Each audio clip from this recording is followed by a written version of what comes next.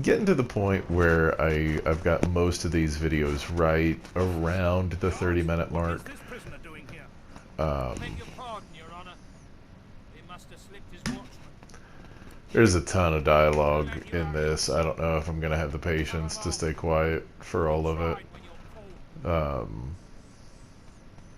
this was the first moment when I was editing these videos where it was like I might not be able to have anything except dialogue, because like nothing really terribly thrilling happens in these fights. um, but it's really early in the game. Everything is still very, very basic. And this fight took forever. Specifically because I've in the 4 times I've done this fight, I think 4 times. I've never done it from the front entrance. Usually I do it from the secret side entrance. And so these guys go down immediately. And the guys who are down on the floor have to spend all of their time coming up the stairs to get to us. Well, this time I had to do all of the traveling. It drew this fight out so much longer. That's what I'm finding with this playthrough. I don't know for whatever reason, but for some reason, uh, like a lot of the fights I'm encountering, a lot of the encounters, have one component to it that just drags it on and on and on. Just like some character I can't get to. This elf has sacrificed her Are soul. you still talking? But she has done so in the name of us all. She is a hero.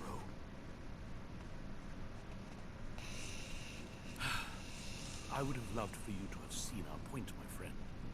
It would have made your transformation all the more rewarding for both of us. But the Divine Order doesn't need you to understand. It only needs you to accept. Now it's your turn to repent, my friend. I'm so glad you joined us here today. Even if you can't admit it to yourself, perhaps now you realize how crucial you are to our salvation. So, little primer, I guess, while we watch a slightly boring fight. Because I'm still, at this point in the game, I'm still really, really having a hard time figuring out what to do with Thane. As far as how to use him as a rogue. Um, and part of that is I just don't have many good abilities for him yet. And any of the good mobility uh, moves for him yet. So it really is, a lot of it is still just utilizing the barest minimum skills with so many of these characters, and this positioning is just terrible.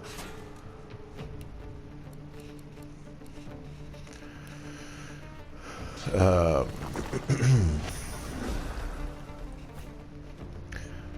and not to catastrophize the situation, but as I mentioned in a couple of the other videos, I'm currently not working due to the coronavirus quarantine, well, social distancing, and so gyms were closed down, and I don't disagree with it. I got sick a couple months ago in January, and I caught influenza B at the gym. The circumstances were different. We were not nearly as proactive about cleaning during that time, as we have been, and so while I wasn't necessarily worried about getting corona, I couldn't shake that little feeling. COVID. I've got to call it COVID 19. So while I wasn't really terribly worried about getting it, I greatly recognize the fact that it is all too simple to get a hellacious illness being at facilities like that. Because I was in bed for 2 weeks with that. So I mean, it's been a shit year as far as my work schedule goes. Thus far, February is the only month that I worked from start to finish. And I think I took a Saturday off. No, that was in March. I don't know. It's just crazy to think about. But in relation to the events of the game, you know, kind of looking at the events of this game in a perspective where the government is basically saying, hey, you need to be aware that the people around you and the people you know are a potential threat. And whether we're acting like it or not, whether we really consider it or not, I mean, that is the mentality, is that not the enemy. Other people are not the enemy, they're the threat, which I think has the potential to maybe confuse people more. You know, you think of an enemy as someone intent to do you harm, whereas a threat may harm you, it may not, it may intentionally harm you, it may accidentally harm you.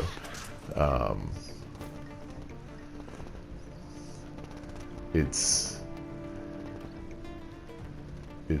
hard to have malice towards a threat, I guess, which, you know, is a benefit in that case.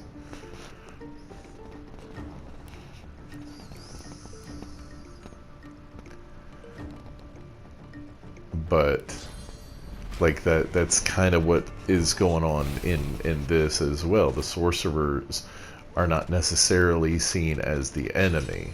The Voidwoken are the enemy. The Voidwoken are the true enemy. But the sorcerers are essentially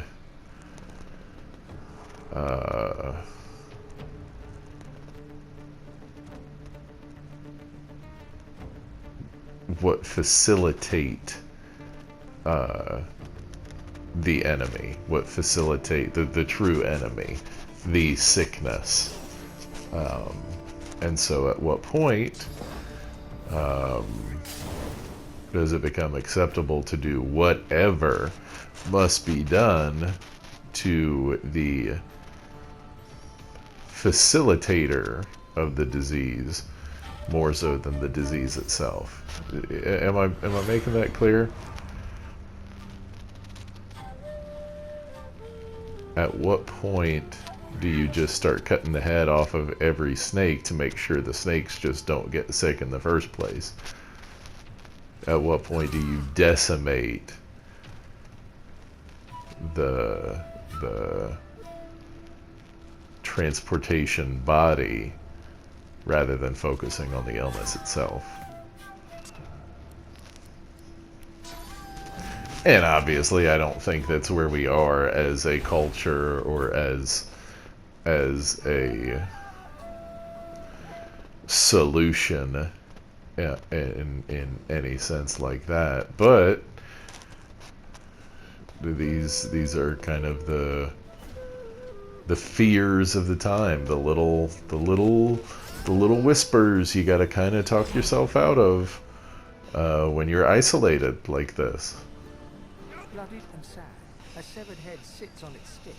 Its eyes snap open and dart from you to the nearest noxious bog, and back to you again. Open the chest there. Go on. You know you want to. Open the chest. There's loot in it. Open the chest. Good things occur. No lie. Very good things. Just open the chest. A sly look passes across his face. You won't regret it. Or to put it another way, you won't live to regret it. Ass.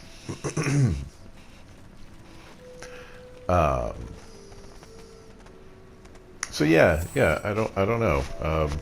Like I said, I am not afraid of the government euthanizing people, and they keep talking about Italy, where they're essentially having to triage, decide who lives and who dies. It's like, well, that's a bit of an elaborate way to put. I mean, that's kind of what. That's a part of emergency response is to to kind of focus on the utilitarian. The proper solution is the one that results in the most lives saved. Not all. All is the idealist solution, and ideals do not ideals don't live in reality, we'll put it that way.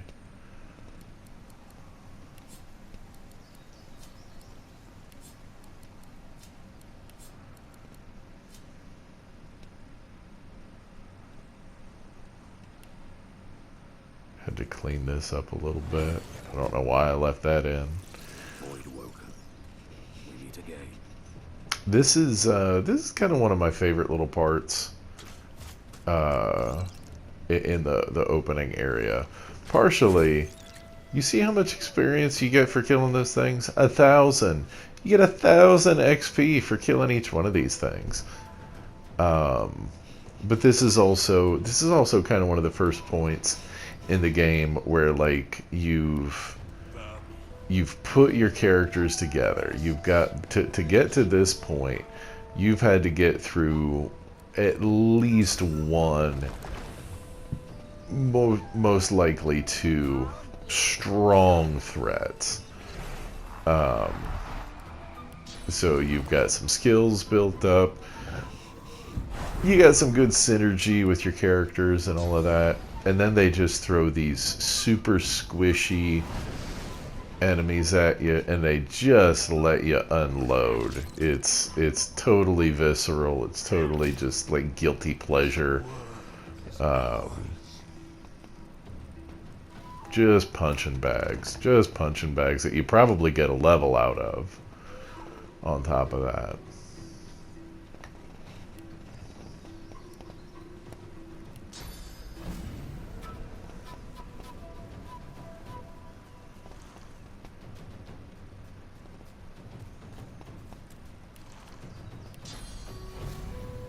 We,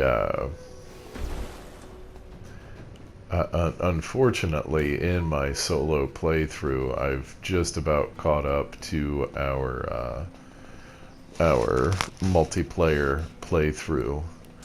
And even though it keeps this from being a blind playthrough, it is, there is something so much more enjoyable about playing this kind of game with a friend, where it is, I think every game becomes experiential at that point, because what is elevating the game at that point is the shared experience itself. So uh, you have the game as the perception of itself, whatever the creator wanted the game to be. You have your perception as a component of the game itself, experiencing it through the avatar. But like every single game becomes a role-playing game when it becomes multiplayer, because you are then agreeing that the experience you're sharing is real enough to be shared. And that's your basic game. Something like this that not only kind of forces you to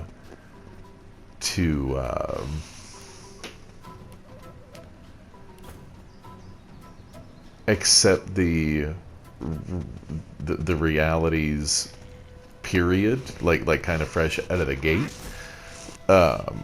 as a single player experience. But then not only do you have to embrace the shared experience, but also your counterpart's individual experience. It's a truly phenomenal way to play this game. And it's you could probably say that playing something like Borderlands 2, playing that multiplayer like we did, is very similar, but it doesn't have the same experiential factor.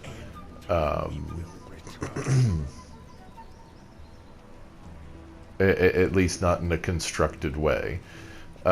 Being able to use different weapons and different skills depending on your builds, you could argue that is kind of similar. But my point in something like this is Calling us vermin. We'll just keep putting them down. the subtlety of the how different play can completely influence that experiential, rather than just switching items and switching skills. You would genuinely have to make different moral, or not moral, I don't want to say moral, different ethical choices to have a different experience.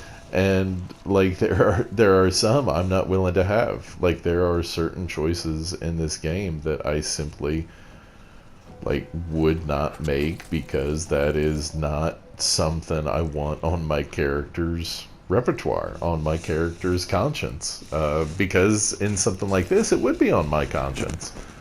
And it's a phenomenally well-crafted game, a phenomenally well-crafted experience.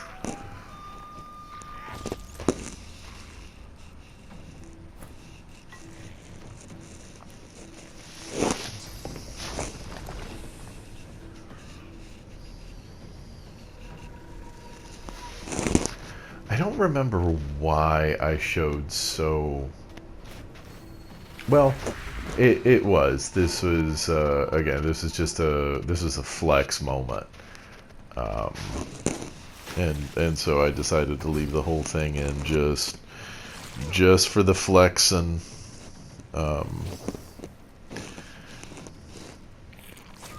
I hated the way Fane was playing here.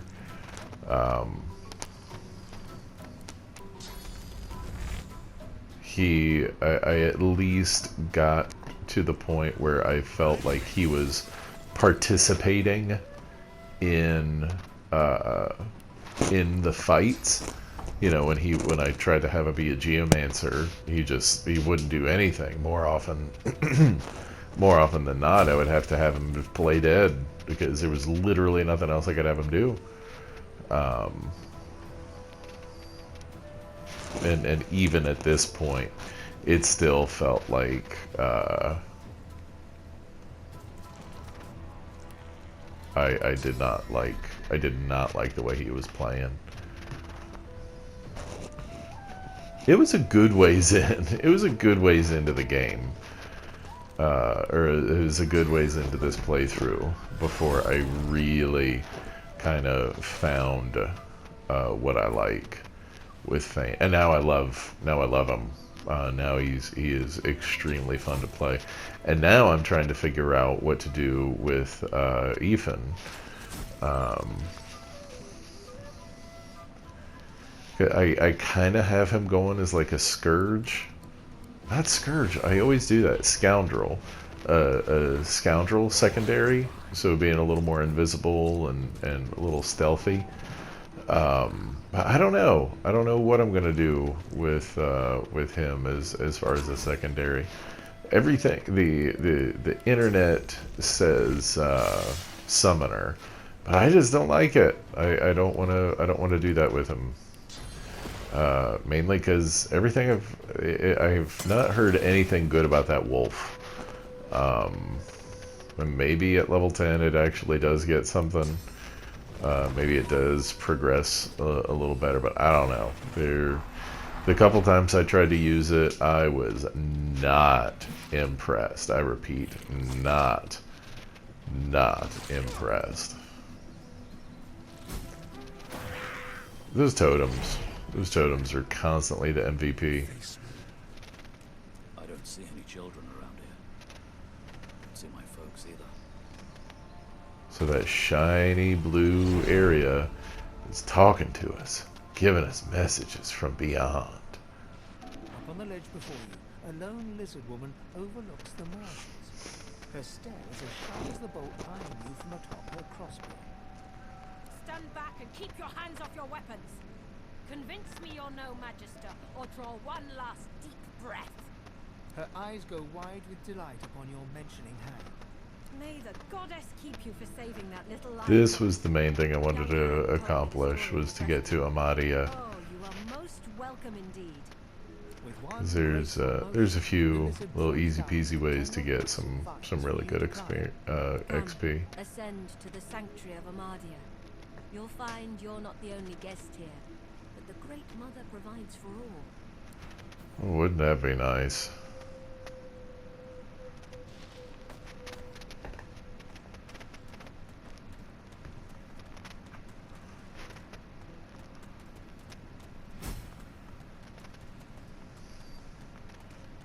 I completely winged this, and I might have skipped a bunch of the dialogue here, but... The lizard holds a crimson-soaked rag against his side.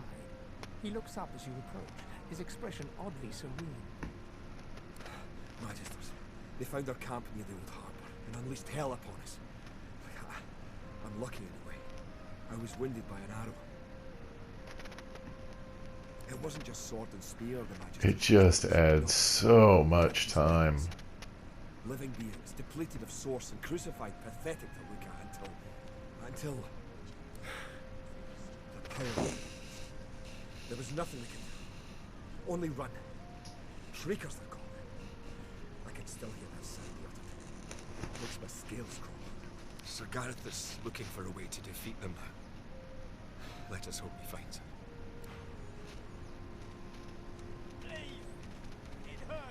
The lizard's eyes are now closed, while his breathing is ragged.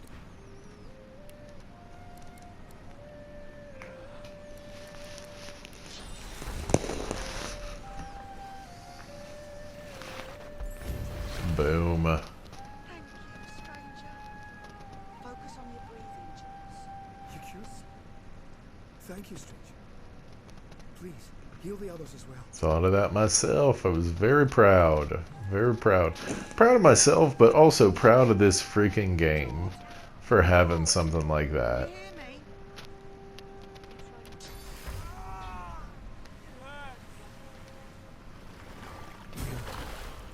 You healed me. How did you?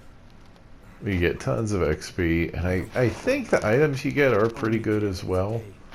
I don't really remember. I don't remember much. I barely had time to realize that Magisters were attacking before I was injured. I kind of just tried to blow through all of this. With these things, these shriekers, those Magisters are gonna pay in blood for what they did to us. If my mother were here, she'd box my ears for not being able to thank you properly. Though I reckon that walloping from the Reds was punishment enough. Take this, at least. It'll have to do. Thank you. Bring them all back from the brink.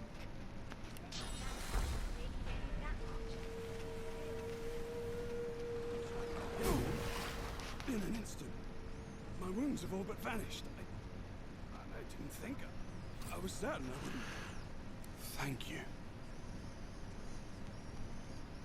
The Magister flagship. There's ballistay that tore our ship into kindling. A shard from our own mast pierced my side. I'm lucky the others managed to haul me all the way here. Especially after I saw what the Magisters did to those of us they captured. He shudders at the memory. They turn the living into shriekers. Crucified wretches will unleash pure destruction on anyone who tries to pass. Nobody survives those things. I wish I had a fitting way to thank the person who saved my life. As it is, all I can offer is, well, it's not much, but maybe you'll find some use for it. Thank you. There we go. Saved everybody.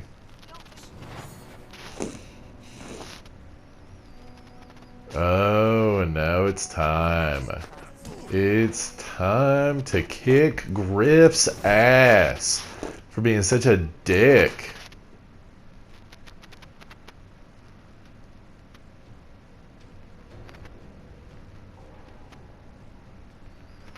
And yes, maybe I pre-positioned all of my people. But all does not go as planned. My chickadees.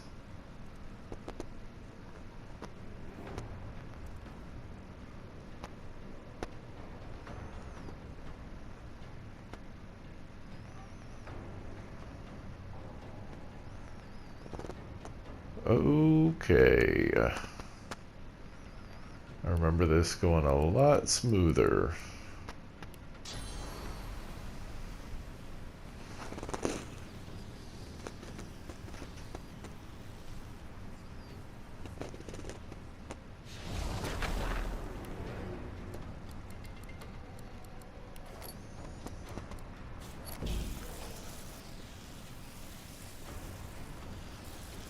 Fool. The foolish fool.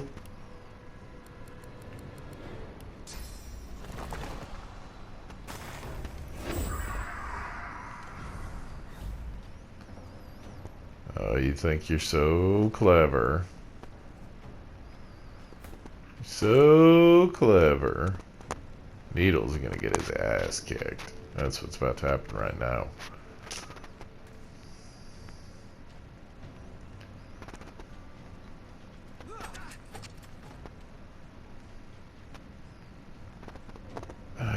Yeah, I don't think I had any warfare skills on him.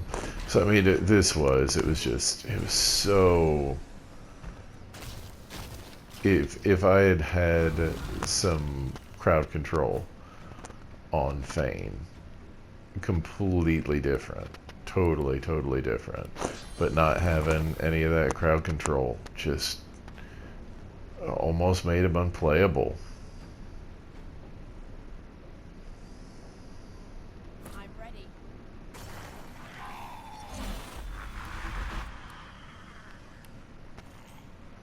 I don't remember if I mentioned it before. There's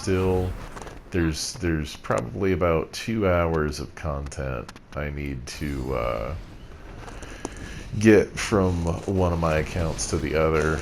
So because of this, the nature of this game, you can only have one save file per account. So my multiplayer is on my main account. Oh, Butter decided to help us out because she's in love with Ethan. Ha ha ha. How about that?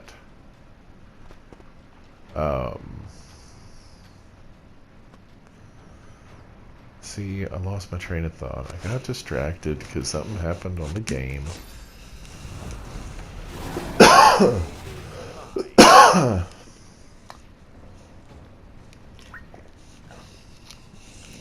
Tell you what, I wanted some cookies.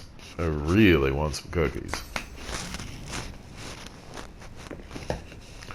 Or I might break this quarantine to go down the road and get me some cookies.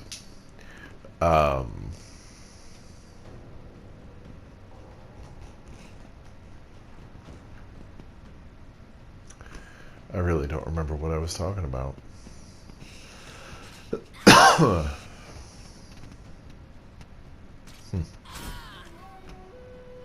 Annoying.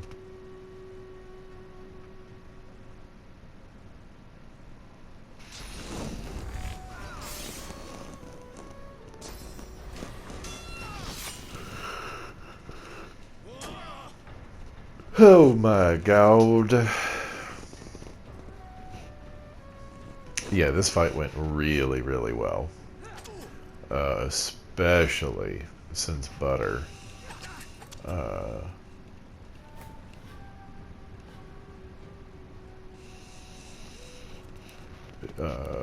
What's the word? Technically betrayed, but she picked the right side, so it's okay.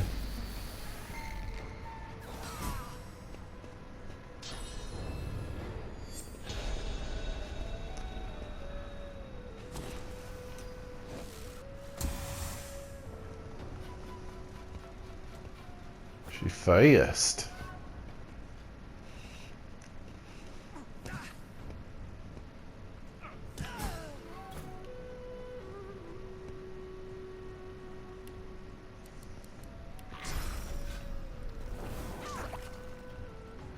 Oh, that's I don't know why that made me think of it, but I have a couple hours on my other account that I recorded before I figured out how to record it in a way that made it accessible on both PlayStation accounts. So it's probably just I need a properly formatted USB drive. Went to go thank my babe. Meaningful. I couldn't let him kill you. That would be awful. Thank you, babe. I was hoping to get more skill books off these sons of bitches. But Cloak and Dagger was what I needed. That was the main one I needed.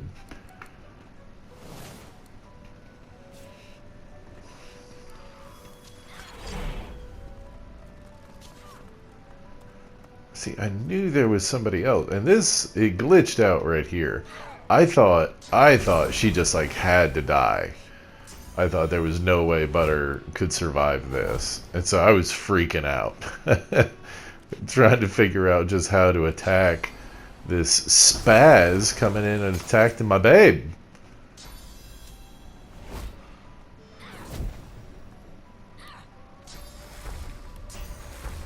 I stayed calm. I healed her up. I took care of her. And then I slowly drew my bow. And finally, it put me in combat with her. That was weird.